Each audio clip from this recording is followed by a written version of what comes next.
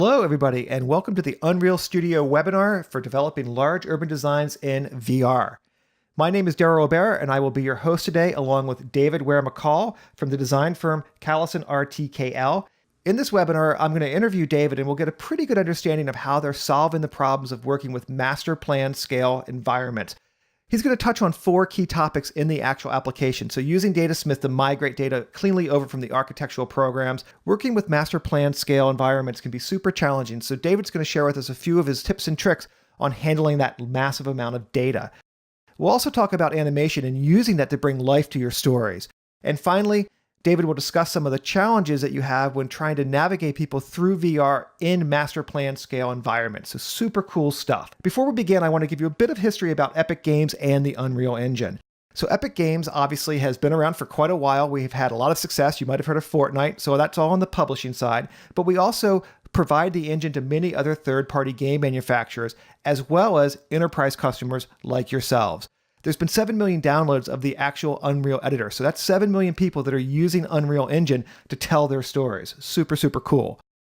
The enterprise team, that's a team that I'm part of, is actually a worldwide team. There's about 70 of us, and we're focused on doing non-gaming workflows, the types of things that you guys are currently doing. The engine is also extremely flexible. It's artist-friendly. It allows you to create extremely photorealistic images and experiences. And of course, it's massively, massively fast. So it's an awesome, awesome engine to base your projects on top of. Now, one of the things that's kind of cool about Unreal Engine is all the different types of media that you can create from it. Things from traditional marketing media like animations and still images, but really where its sweet spot lies in once you start creating these interactive and immersive experiences where people can experience their designs. So that's basically it. Let's go ahead and jump into our project and get going.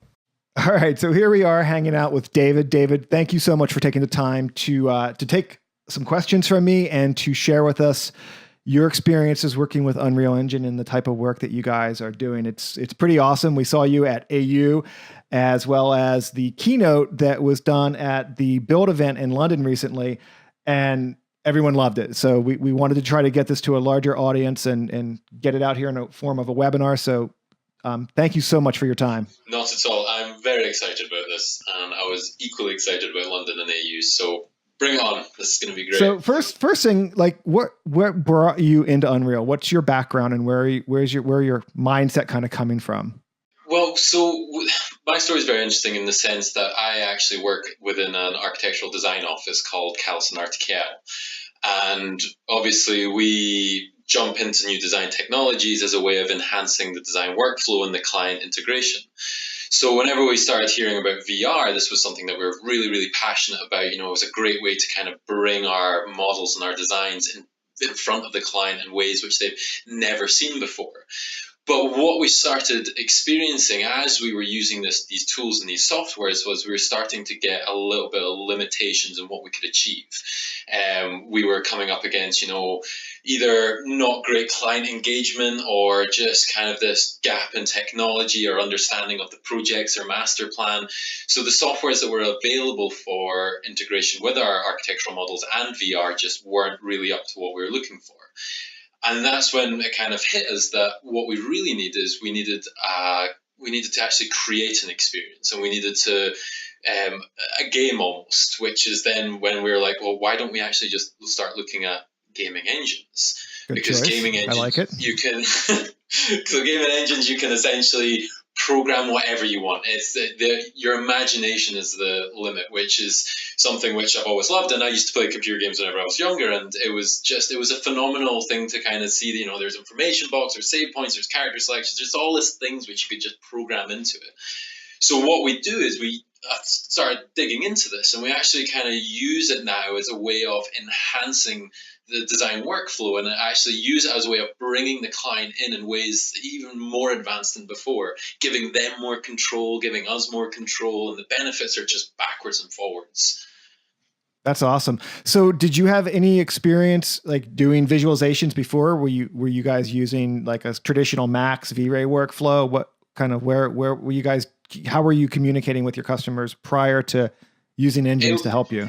It's actually a huge mix. I mean, we're not an architectural visualization office, and we do some in-house visuals. We use Revit, we use V-Ray, we use 3D Max, we use a wide variety of packages to kind of properly visualize our projects. They were always very 2D, like the renders, and occasionally we do an animation.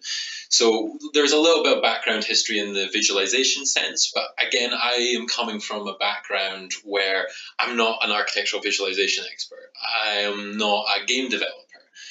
Which is why I find the whole Unreal thing amazingly fascinating, because I don't have a background in this stuff, it kind of shows you how intuitive and how easy it can be for someone who maybe doesn't come from a background of that. So I Sure. always see it as a way of, it's a great program to use despite the fact you maybe don't have that level of experience behind you.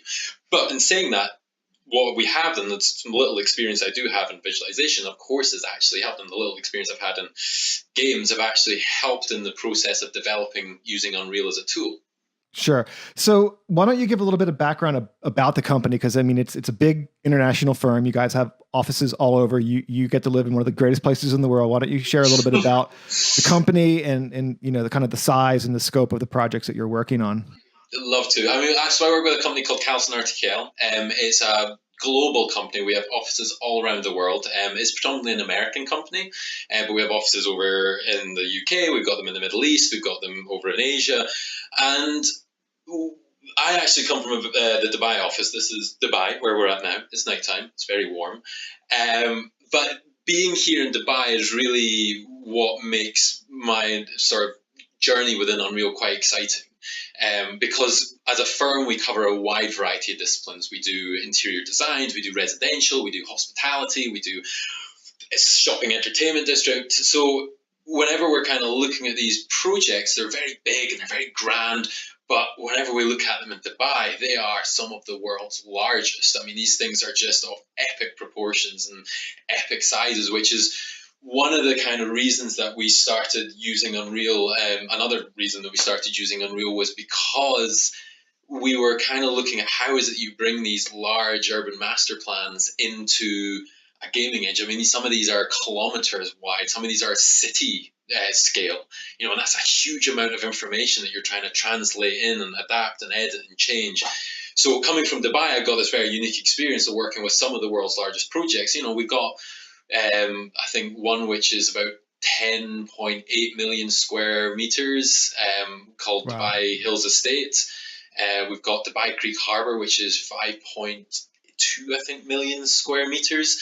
And I mean, we're just talking about 52,000 residential units. It's home to the world's new tallest tower. Not yet, it's getting built. That's Um, insane. so yeah, I mean, 52,000 units. Can you imagine? Someone's got to just sell 52,000 units. sell. And you're going to use Trying tools like Unreal to help you do that, right? I mean, that's Well, the crazy thing. Sell is one thing. Build it and actually model it and design it is another. So getting the experience to work on these projects is great, but how you start to translate that information and how you get it to actually work in the architectural workflow and the urban design workflow is the really interesting thing. Because in the case of interior design, where you're maybe doing a hotel room or you're doing an office, these are very small spaces, and you can really focus in on the details, and you can really focus in on the actual materiality and the all the special effects you get. Whenever you're dealing with something that's a city scale, Right. how is it you can actually start to program in even basic levels of interaction, even basic levels of detail. So it's been a very exciting journey on taking these global size scale projects into a gaming engine and then into VR, which again is a very heavy graphical processing task. So you can't just take your Revit or 3D Studio Max file and just dump it in and then pop on the goggles and go, this is great, it looks amazing. Because it just doesn't work. I mean, some of these files are over 12 gigabytes. I mean, this is just huge files. Wow. So really, we needed to kind of just look at how Unreal and how utilizing Unreal can actually help us bring these in. That's amazing. I don't even know where to begin with that. Oh, it was a fun journey. City scale. That's so cool. So how early in the design process are you guys, is Unreal interjected into that workflow, and where does it start to fall into the workflow for you guys? We actually try and get it in as early as possible. I mean, the whole aim is because for us, the Unreal experience is not the end product. It's not the thing which we're eventually going to sort of have. That's not our product. Our product is actually the design. So the idea is that we wanted to get it in as early as possible, and we want to use it as a design tool as we progress through the design.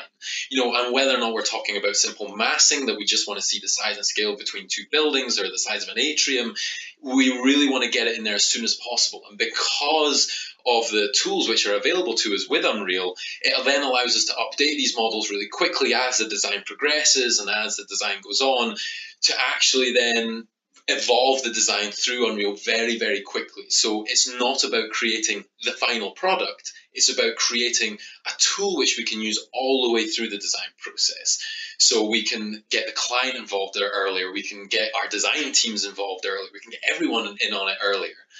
So yeah, we were not against, let's just bring in simple shapes. We love simple shapes. Simple shapes are great. Let's throw some facades on there, see what it looks like. Let's throw some other things on there, see what it looks like. It's great fun. That's awesome.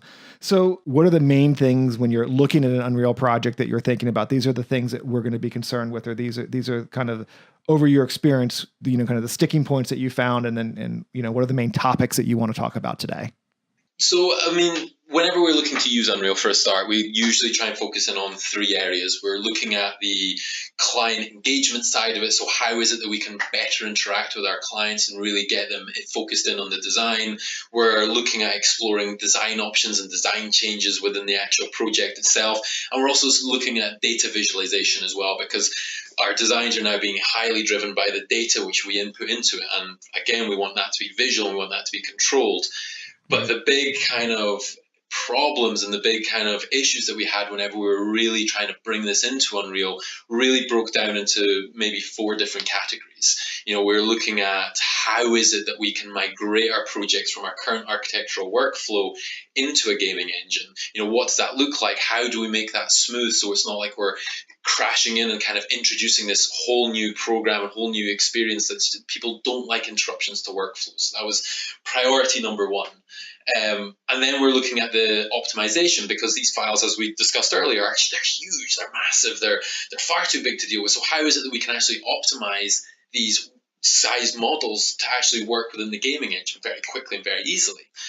And then we can look at the animation side of it. I love Unreal just because there's lots of sort of very quick tips and quick things you can throw in there, which take very little experience, and just helps sort of bring a little bit of life into a rather still VR experience. I always like to have, there's moving components, there's noises, there's people, there's grass, there's trees, there's everything. But again, scale, size, optimization, this is all just a big part of it. And then finally, it's about the client navigation side of it. How is it we begin to craft that story? Because it is a story. It is a sort of a point where we want to introduce someone to it. We want to show them the key points. We want to show them whether or not it's the eye level experience. We want to show them sort of feasibility options, views from balconies, what is it you can see from the town square looking up the sort of main street, leasability. So there's a huge navigation and storytelling side to it as well, which we're kind of always focusing in on doing. Right. That makes perfect sense. So you mentioned migration, how has Datasmith helped you guys with that? So, like I say, the biggest part of our problem was really the integration part. How is it that you can sort of take a very, very tight time frame and very tight workflow and actually start to introduce a new sort of technology and a new program into the mix. And Datasmith is really what helped us make that transition. And the idea that we can press a button and export out, and it basically translates all our assets from 3D Studio Max. It transports it from Revit, from SketchUp, literally straight across into Unreal, which then requires very little touch-ups to actually get it to the same quality and standard that were in the architectural programs, was what was the big jump for us. Because finding that link between the two programs was the biggest challenge, and where we were constantly meeting roadblocks. The idea of exporting out as FBX files or OBJ files, these required a lot of touch-ups and a lot of work to actually get them functional and working again. So with Datasmith, the ability to literally press a button and bring it in and then import in and then choose what you want was just a huge turnaround for us. And really what's helped us sort of improve the speed of not only that, but the design options as well. As things change, nothing stays still for very long for us. So the ability, if the road changes or a building changes, we just hit, okay, export, import, re-import. Perfect. Boom, done. Boom. That easy. Well, that's awesome. Thanks. Let's check that out. Okay. So let's first look at the simplicity of Datasmith. So if we take even a 3D Studio Max file, so here's our enlarged master plan. What we can do is, because it's such a large file as we previously talked about, Datasmith actually allows you to export it in a couple of different ways. So it actually allows you to export either what is visible, so the entire thing, or even just what you've selected. So whenever we have a huge file, we can actually just choose certain elements that we want to export, which is amazingly useful for keeping the optimization and keeping the file size down. And similarly, whenever we look at Revit, Revit has amazing tools with it, which actually allows you to create view templates to show certain things, hide other ones. And then it's just a simple case of going into the add-ons button where you'll find a Datasmith tab, and it's just a case of exporting it. Now, this is really important just due to the fact of how quickly things are constantly changing. So in this example, it's plot lines. So we really need something which can be updated quickly. And then in Unreal, it's even simpler, because once we're in here, it is just a case of importing the Datasmith file in Unreal Studio and choosing what it is that you want to import. Is it the materials, is it the lighting or geometry? And it looks something like this. It's very simple, but what Datasmith is actually allowing us to do now is actually change the way that we're modeling to streamline this process even further. So you'll notice all the objects have names and their names associated with particular elements. So rather than having all these as separate options, they're actually grouped together strategically to make adding little levels of details a lot faster, such as adding materials, adding collision maps, so you can tell people, what they can walk on and what they can't. So let's quickly look at materials. So rather than manually adding the grass material to each individual object, we've actually grouped it within 3D Studio Max and Revit. So you literally just drag from one onto the other. And we're not looking to go overly complex with this. We found that typically with our clients, we want to keep it as simple as possible. A white massing model is really easy, but adding just a little level of detail always just helps emphasize the model a little bit further. And Datasmith really has helped support that. Now, the other great thing is if you change just particular elements, you can actually just reload in that single asset. So this is really useful as the design changes and evolves, that you can actually just re-enload that one thing, like in the example above, where you can see we were changing the design of the colonnade entrance constantly. And what we've started doing is actually building these changes in as design options. So we can actually share the changes and share the development of the model as we're going through. But it's much better than having to reload in the entire thing or reload in a number of different assets. You can actually just choose to do individual pieces. And here's one where, again, we're just sharing design changes as we go with the client. Great tools. So another one of those key topics that you mentioned is you're obviously working with just crazy, crazy scale and the importance of optimization. So how are you guys approaching that, and what have you done in the past, and what are you kind of doing now? Well, there's kind of two trails of thought. We can either do optimization directly natively within the architectural programs themselves, or there's a number of different tools which actually Unreal has used that was really kind of helped us out. For example, there's the LOD modeling. So we can actually bring in different quality models that change depending on the distance you're away, or there's the culling options, which things just don't load whenever they're far enough away. Or what we've actually started looking at, which is really fascinating, is rather than building certain components within our architectural models, we're actually choosing to rebuild them from scratch, actually from within Unreal itself. Interesting. So very good ways of optimization. Okay. And are you looking at using Python or any type of pipeline tools to sort of automate some of this stuff for yourselves? We're eventually we need to, again, because we're not game developers natively, this is something which we are looking at getting into in the future. At the moment, it's just looking at these kind of very basic options, just because these work so well for us at the moment, that looking into it in the future is definitely the road that we're going down. Awesome. Let's check it out. So before we get started, why is it important in urban master planning to optimize our models? Well, this isn't a small VR model. This isn't an interior hotel room. This is a huge, large master plan. And we really are looking to achieve a very high frame rate for a number of reasons, mostly just due to the kind of smooth and high quality finish which we're going to be aiming for.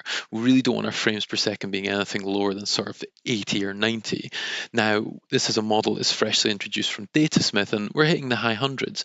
But what happens when we start adding in more information? With the example above, you can see that we have moving cars, we have people, we have grass, we've got a lot going on, which automatically starts affecting the frames per second. And one of the tips and tricks we can use to minimize the effect of all this additional entourage and detail is with a thing called LODs. So LODs stand for levels of detail, and basically what it means is that you can actually load in different models depending on how far away you are from the camera. In the example above, I've changed the material of the model so you can see the point that they change from one model to the other. And then it means you can load in multiple resolution models that will change depending on how far away they are from the camera. Now, why is this important? If we have a look in our quad overdraw filter in the view template, what we can actually do is we can see that as objects get further away, the geometry gets denser and denser and denser. So what we really want to do is we want to load in models which really lightens the load on how much geometry it's having to bring in. And we do this a couple of ways. We can do this within 3D Studio Max itself with some modifier tools such as multi-res or the optimize. And what we can actually do is we can start to build up our own internal library of LOD models that we can quickly bring into Unreal. Now, a word of warning to all these different quick fixes for simplification of the model is that you don't always get an element of control over it. So in the example above, yes, we can start to control the leaves and we can start to show, okay, we're going to start to crush these pixels down and make it a much lighter model. But whenever we start to look at doing it to the trunk really quickly, you can see the base of it really starts to get affected. So we always want to make sure that our model still looks good even from a distance. And then we simply bring these into Unreal, and all we need to do is set the screen size. So that is basically the distance away from the camera that the new LODs will load. Very quick and very easy. But Unreal also offer an automatic method directly within the engine itself, where it will create its own LOD models based on a set of criteria. So first of all, you just import your single tree, and then you come down and you select what sort of LOD model is it. Is it a foliage, is it a large object, is it a small object, and then how many LOD models you want to create, 1, 2, 3, 4, 5, 6, and then you can actually go in and manually adjust exactly how dense each LOD model actually is. So it allows you to quickly adjust and create LOD models for maybe things which you weren't quite aware were so big, and it saves you then having to have this huge big library and constantly import these into new projects. And the great thing about all this is that it can be applied to any part of your model. So above we can see we can even apply it to where people are walking around. So this really allows us to focus on exactly how to optimize our models. Now, another great tool is called culling distances. And culling distances are very different than LODs because what it actually does is it doesn't even load in the model if it's a certain distance away. Now, this can be clearly seen in, say, our foliage tool, where we can actually set the distance that the grass starts to load depending on how far away it is. And the useful benefits of this, we just have to look at our quad overdraw again on what it is that's actually being loaded depending on how far away it is. So although we may have sort of 20 million blades of grass within our scene, we can actually set a distance so it only loads in the amount that we want it to see. And we can then apply that to a lot of internal components as well. So in the examples you see above, we've actually applied it to the interiors of a mall. So whenever we're far away or in one of the towers, it actually starts stripping out all the interiors of the mall. So it's a really useful tool for actually choosing what is in the scene at what distance, so we're not trying to load everything at once. And this can be applied across the board. We could actually apply it to trees, and in the example above, we actually apply it to the people as well, because we can't have thousands of people actually walking around our scene in high levels of detail, but we do want them to just slowly start fading in as we approach a zone. And this then allows us to be more focused on what we're in here to do, which is focus on the architectural components. Now, one final tool I want to talk about is basically the smart modeling. So what we discovered a long while back is that although, yes, we can model within 3D Studio Max and Revit, whenever we bring them in, they can occasionally be quite heavy, especially whenever we're looking for a large collection of towers like we did in Dubai Creek Harbour. Here we have a 3D Studio Max file, and all these towers, although, yes, we tried to strip them down and optimize them from within, they were still very bulky and heavy. And it also meant that updating them always had to be done within these programs, so we didn't have a huge huge element of control. So what we thought is what if we could actually build these towers very simply within Unreal using much simpler floor plans? So we took all this level of detail, we took these kind of high dense tower buildups, and we stripped it down, and we basically came up with this, which was basically creating a tower using a single floor plate and a crown. Now, what this does is it means that as you look around your scene, it's not having to load the entire tower in. It only loads in the floors which you are currently looking at. And it also means that we can really look at optimizing single floors and the single crown, and it'd just be a lot lighter on the model. So the second we did this, the whole model just ran so much smoother, the FPS shot up. But the most important part of all this is that it allowed us to quickly adjust and control actually within the VR experience itself. So let's look at how we did this then. So in the blueprint you see above, what we have is our tower, which we've actually constructed within Unreal. We loaded in our single floor plate and our crown, and we also added in some additional elements, some wind sound effects, and we also had a base point that we could teleport to. But the whole important thing is the entire thing's been built up using this floor plate and this crown. And we did that within the construction script. And in the construction script, what we did, we actually just created two variables. We created a float and an integer where we could optionally adjust at any point the floor to floor heights, but also the number of floors. So we need a single design, and we can actually come in here, and as the design evolves and changes, or as the GFA changes, we can come in and manually adjust it. And we added in some other elements, some material changes for selection, and just making sure that we can actually teleport directly to the floor that we want to get to. But why is this important? Well, this is important mostly because the client changes their mind an awful lot, and we need our designs to be as adjustable as possible. We can actually also build in a component within Unreal that actually allows us to manually control the towers live in real time. So here, all we do is we just adjust the integer of how many floors we have, and you can see that the tower is automatically loading and adjusting its height live inside the program. So this is a huge benefit to actually sitting in the experience with a client and watching their design change based on the information that we're inputting.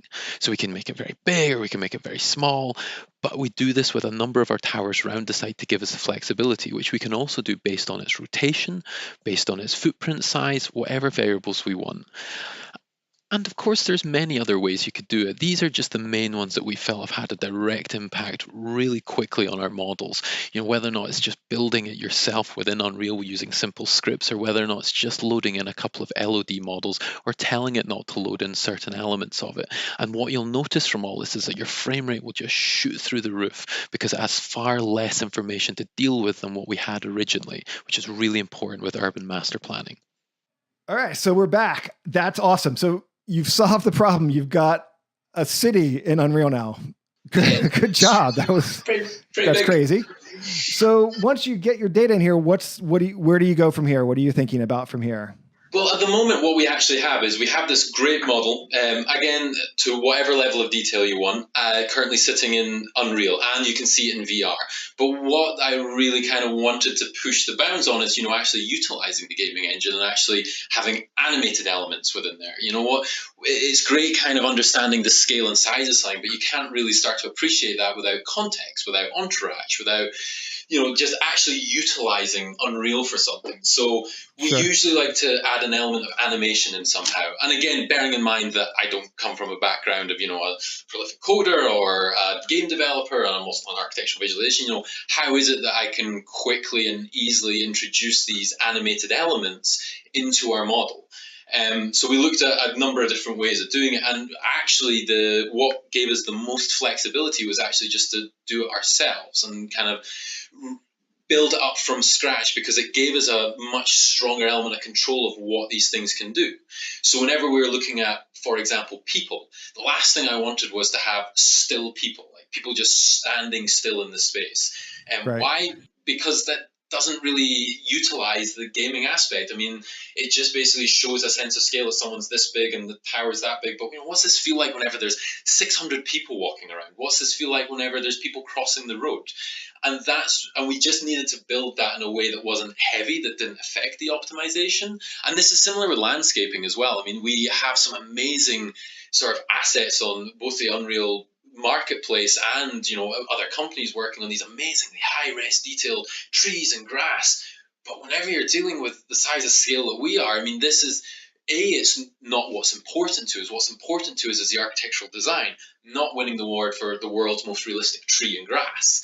So Right. we're really always trying to focus in on that, and which is why whenever we do our own trees and we do our own grass, they're there just to kind of populate and give a little bit of context to what the scene might look like and what the scene might feel like. But it also then allows us to control all the things which we just saw previously in the previous video, where we can control it with LODs, we can control it with culling, we actually build it ourselves so it's more optimal for the experience. So these are the kind of aspects that we're really trying to dive into is, do it yourself, keep it simple, and always remember, especially in our industry, the focus is the architectural design, but let's actually have some fun and animate stuff. Nice. Bring some life to it. Always. Cheers. I love it.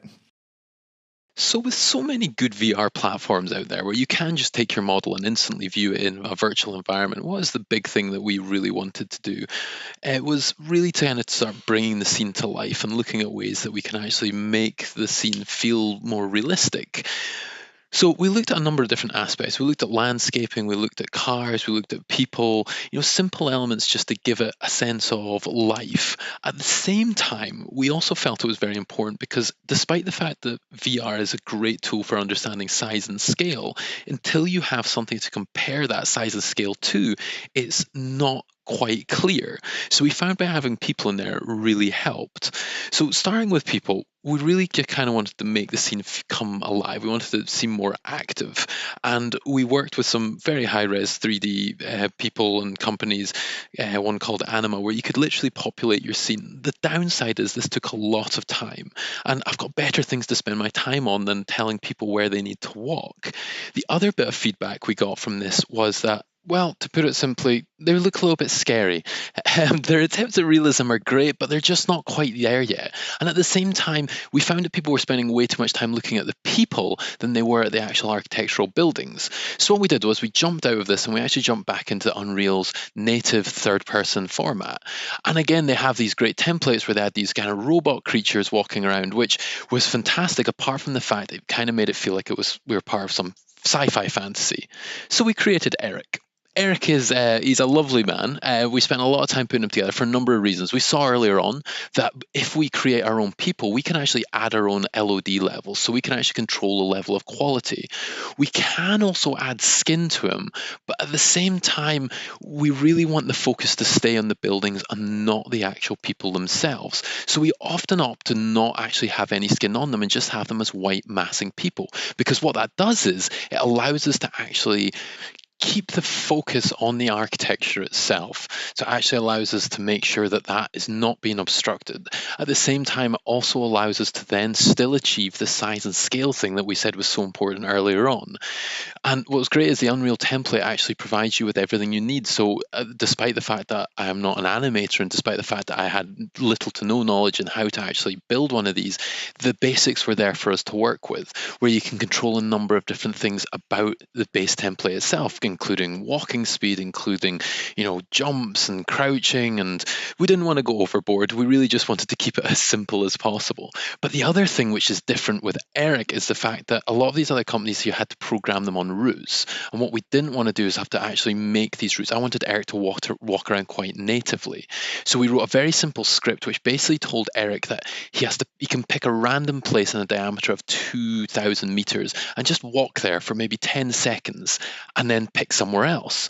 And then whenever we scatter these people very quickly into the scene, I can leave them to do their own thing because I trust that they're just going to walk around in random locations. Now, this isn't going to give me an accurate representation of the space, but it is just going to make the scene feel more alive, giving me more time to focus on the design side of things and less time focusing on making sure that people are crossing the roads at the right time. And remember earlier when we were talking about how Datasmith is helping us model more accurately and quicker and better, we can actually now model based on where we want people to walk, keeping them off landscaped areas, keeping them off road areas, and actually creating a very custom navigation mesh for these people to walk in. So I trust that I'm not going to see people crossing the road or walking on top of cars or walking through landscape areas. And that's just done very simply just by, like I say, modeling from within 3D Studio Max and Revit, and simply bringing it into Unreal. And then once we're in here, we can actually then add collision maps. Now, we don't want to add our standard sort of box collision or spherical collision, because they'll then just walk on anything within inside that collision box. So we always advise that you use complex collisions as simple whenever you go into the collision drop-down menu, because what that does is it wraps around a unique shape. So the one that you see in front of you here is literally our pavement that we walk on. And we can apply animation elements to really anything, people being the most important. But the other thing we like to do is just add a little bit of animation to cars, which is basically just telling shapes to follow splines. So another aspect that we like to spend a little bit of time in animating is the landscape side of things. And there's great resources out there to get really high resolution trees and landscape components from the Unreal Marketplace, and there's great companies like SpeedTree. But again, these are very high res and we don't get the element of control we need. We really want to be able to optimize these things down to almost nothing like we saw earlier. The other thing about it is that we're not here to win awards for the most realistic looking landscape. It's to give you a basic idea of what the space will look like and feel. So we always feel like it's quite helpful to actually go and create your own. And also, it's not that difficult. And if we take grass as a good example, grass is a very simple tool that you just add a very quick animation to, just so it moves ever so slightly in the wind. And again, we're not trying to make ultra realistic grass, but as long as it reads well as grass, then that's our main aim. And we can control the size of this by choosing the PNG correctly. So we choose very low resolution images of grass, add some simple opacity mask to it, or we get a very high resolution PNG of a grass, add an opacity mask to it to change whether or not, to test whether or not our model can actually handle it. And then it's a case of adding in just a very simple animation script to have it blow in the wind, and we can control the level that blows. So it can be a little bit heavier, like we're in the UK, where yes, it picks up a lot, or if we're in hurricane country, then we can also pack it right up. So again, it just gives the scene a little bit of animation. And it's not a difficult thing to set up, but it does have a very powerful impact on how people witness the scene. And you can go overboard, like adding cable cars and birds and swaying trees, but really it's just about adding enough to make the scene feel like there's something to it, like we're taking it from a basic VR platform into an actual gaming engine. So the focus is always about just bringing a little bit of life to your scene. All right, so we're rounding it off here, coming to the end, and we saved the best for last. Probably the most important thing that you guys have been looking at and solving is navigation in, a city scale environment. How have you approached that, and what were your learnings and insights that you've gotten from that? This was a very interesting topic for us, and it was really kind of what drove us initially to look at creating an experience. Because we've had very good VR experiences, we've had very bad VR experiences, and it was always just due to a number of different aspects. Let's look at the fact that maybe our clients have never used VR before, so we're introducing a new technology to them. That can sometimes be scary and daunting, and they're not quite sure what to expect. And the other kind of side of the coin is that we had to also make the assumption that our clients may never have actually even seen these master plans before. They may never have actually experienced, where is the plaza? Where is this tower? Where are we? So, the idea of taking a client, dumping a headset on them and dropping them into a random part of the model is just very disconnecting for them, and very disconnecting for really what we were hoping the whole VR experience would give them. So we started to look at tailoring a story and tailoring a way that we could not only very quickly and easily introduce them into this new technology of VR, AR, but actually then take them slowly from a very outward scale. Because remember, these master plans are huge. We can't just say you are looking at this 5-kilometer master plan, but you're right the way down there, and it's that tiny little bit down there. No. We needed to zoom right out and actually give the client control to actually navigate themselves towards that location. And we did this in a few different ways. We looked at, introducing menus. We're looking at ways of really calling out the key architectural features. And then the other thing is we're looking at actually bringing the client in with us into VR.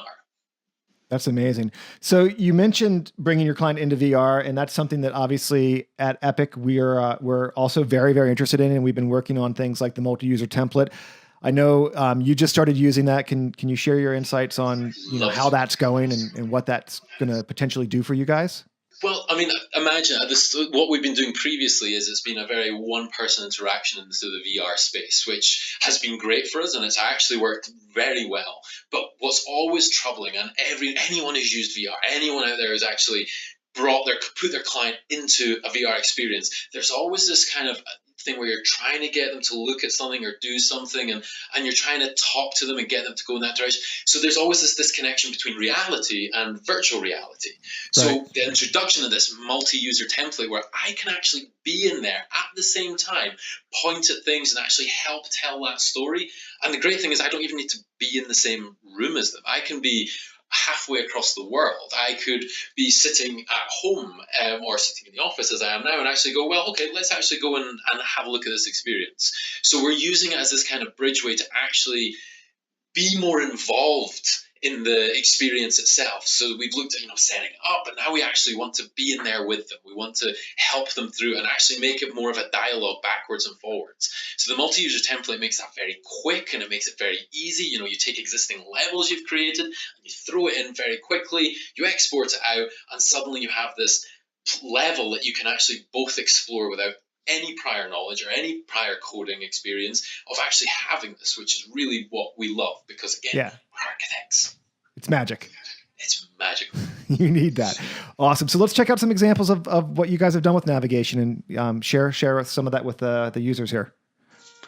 So what we usually do is we introduce our projects with a simple menu system. And why do we do this? Well, it really brings you into the experience and actually grounds you into what you're about to experience. We look at examples like DVD players or Netflix. They always start off with this kind of menu system. And we felt it's very important to kind of do that whenever we introduce anyone into VR. And what's really great is the tools within Unreal are very simple. They're very easy to use as well, and you don't need much experience to actually quickly generate one of these menus. The one you see in front of you is literally just a background video, which we added in some simple buttons, which will then be scripted in a second.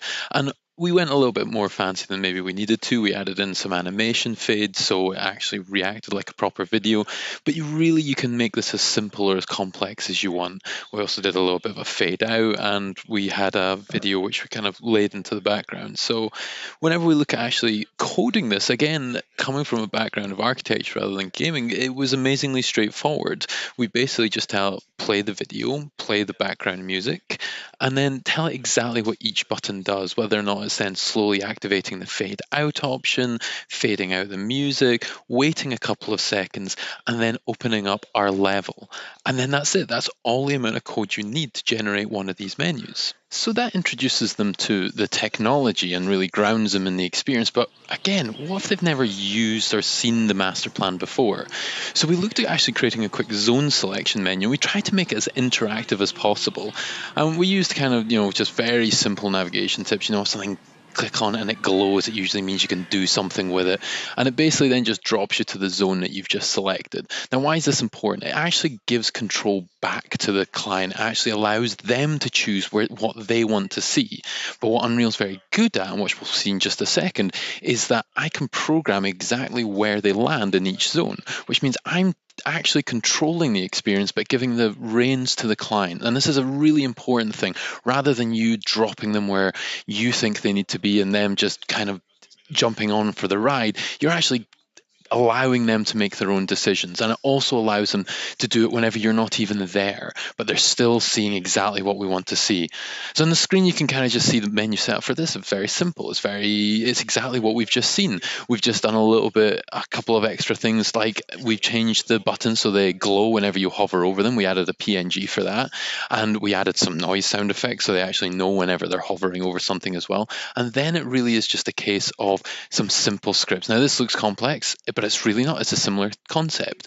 We really are just looking to play the video at the start the music, any other background videos we've got. We've hidden a lot of the buttons straight off the bat, and we're just setting up the scene at first. And after that, it's just as simple as coding each of the little hotspot buttons for the areas, and then actually allowing those buttons to, again, trigger the animation, trigger the video, which then zooms you into that area. fades out the music, fades out the animation, waits a second, and then drops you in the exact location which we've specified in a teleport sequence. And so there's nothing here which is overly difficult. It's about looking at it as a whole. People are like, oh, this is quite worrying. But so though you might be quite worried that this may be complex to set up, the tools within Unreal make it really simple. So now we have them in the master plan, we wanted to create a way to kind of highlight points of interest. So either vantage points or areas that might be quite difficult to teleport to. We wanted a quick way for them to not only identify these points and see these points, but actually easily be able to navigate to them. So we created this little pin that just rotates and it's got a nice glow to it. It's going to be visible from miles away. And here's a good example. So we're just going to quickly cross the road. Got to watch out for cars though. Oh, he's going quite slow and he's going way too fast. So we've all had this experience in VR where there's an area that's just not that easy to get to. Better stop again. Wait for it. There he is. So for example, that balcony up there, I want to get the client up there, and trying to navigate him to point the directional teleport up there can be quite difficult. And also, as you can see, you can occasionally, or they can occasionally just get it wrong. And this just doesn't make a good experience. So we really want to, we've had a lot of experiences with people just struggling, or you're telling them, if you just turn around and turn to the left and just, if you just come back and point up there, that's not a good experience. So these icons, you just point a laser that doesn't interact with anything apart from the icon and then drops you exactly where you want to go. So it's a very simple way of getting to some really tough areas. And the script for it is really, really easy. The blueprint is so straightforward. It was a static mesh that we brought in with a base point so we can tell exactly where we want the person to teleport to. We added a cheeky rotation to it, just to make it stand out a little bit from a very stagnant background. And then just a simple script which basically says teleport us directly to that point. And let's not forget the material change, because obviously we want to know when the material is being hit. And that really covers the short range navigation. But what about, I don't want the client going back to the screen every time they want to visit a new area. I also don't want them to walk a long way to get there. So for example, whenever we're here, we're approximately 300 meters away from the road edge. I don't want them pressing the teleport a bunch of times in order to try and get there faster. I want them to easily be able to navigate themselves around the map. Now, at the menu at the beginning, we created some control options just to show that in one controller, you had a button to short range teleport. And in the other hand, you had a pointed laser, which looks like this.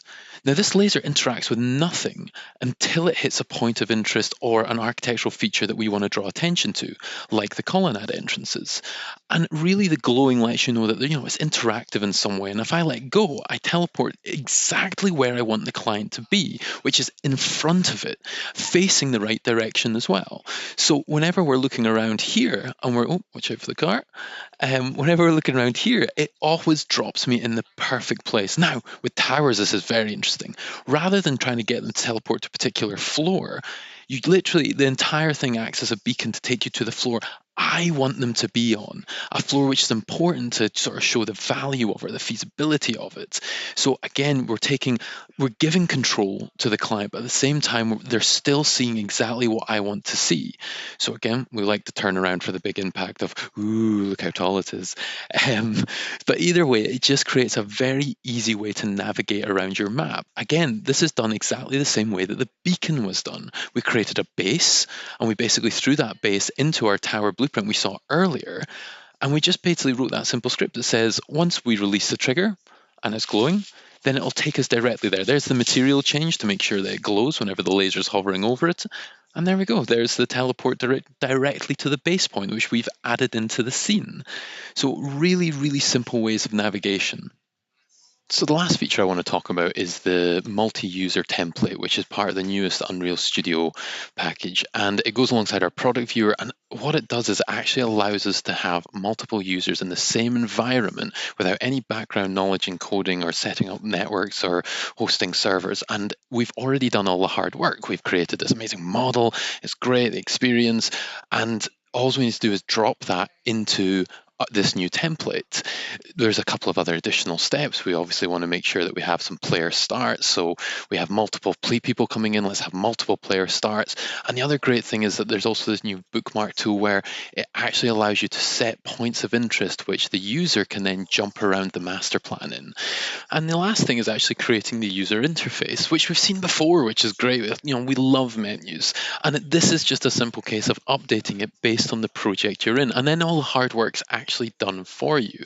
It's created the buttons, it's created the navigation. So you literally come in, you enter in your name, you decide to host or join a session. So I'm going to host this one. But at the same time, I could come on as a secondary user, and I can actually come on and basically choose to join a session. It's that easy. And you choose between desktop and VR. You come in, we join up, and depending on how your office works, we usually join via IP addresses, and then you're dropped in a VR environment with your colleagues. And this just allows you to do so much. It allows you to actually share in the experience together. It allows you to actually talk about the design. It allows you to integrate better. Obviously, you can do it within VR as well. So you get the pointer and the gloves. You can go on journeys. You can go on little walk-arounds. You can have heated discussions with laser battles, or you can actually fly around like Superman if you really want to as well. But the whole point of all this is it's a better way of engaging in the VR, not only with your colleagues, but you can bring the client in so they can see you, and that you can actually narrate the story yourself directly with them within VR. Phenomenal new tool. Awesome. So that brings us to the end. Thank you so much for taking the time to share with us your workflow. It's a fascinating use case. I mean, you guys are doing stuff that's totally cutting edge and being successful. It's amazing. We love it. We love it. So cool. Any closing thoughts for you? Really, no. It's essentially what we love about this is the fact that the limits are our own imagination. So we're constantly pushing the boundaries. We're constantly testing new things, ways that we can make the whole experience better, the process faster, the optimization faster. So we're very excited about what the future holds for it. We're very excited that, as new improvements come out with the program, that we just jump straight on it and just really start to use these to our advantage because they're really helping us out. So we're very excited about the future. Awesome. Well, thank you again so much for your time, David. It's been a pleasure, and keep up the amazing work. It's changing the world. Thank you very much. Cheers, man.